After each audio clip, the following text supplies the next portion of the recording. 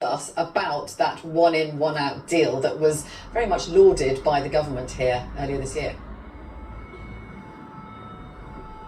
Hi Vicky, I think it's genuinely too early to tell at this stage. This is just one man who's returned. I've spoken to a number of other people who were returned to Paris, who are still here, who are not, they say, planning to try and get back to the UK on a small boat.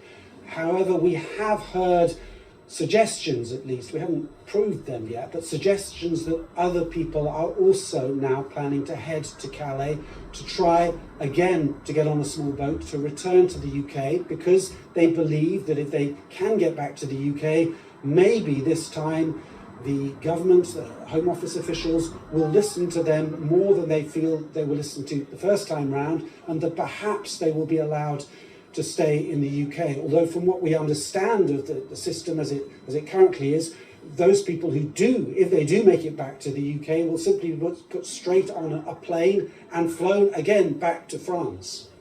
And we also remember the footage that you filmed on a beach, which showed French police intervening, really, going in and slashing boats with migrants on them. But you've now discovered that that is not going to be an ongoing operational policy, if you like.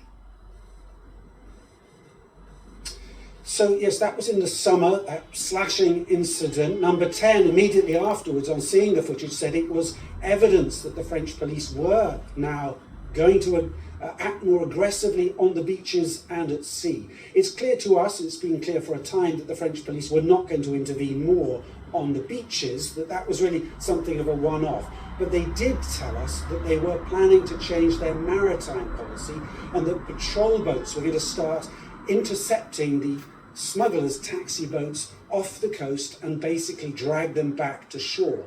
But as you say, a number of sources here in France have told us that actually those plans are at best on hold, that in practice nothing may happen. It's for a variety of reasons. Partly the Interior Minister here, who was driving the policy changes, has been pushed out in one of many government reshuffles that are taking place. But more broadly, it's because those officials that were supposed to enforce this new doctrine say it's simply unworkable, it's far too risky, both for officers and crews involved, but particularly for civilians, for those on board these flimsy boats. They don't want deaths on their hands. They don't want to end up in court being prosecuted.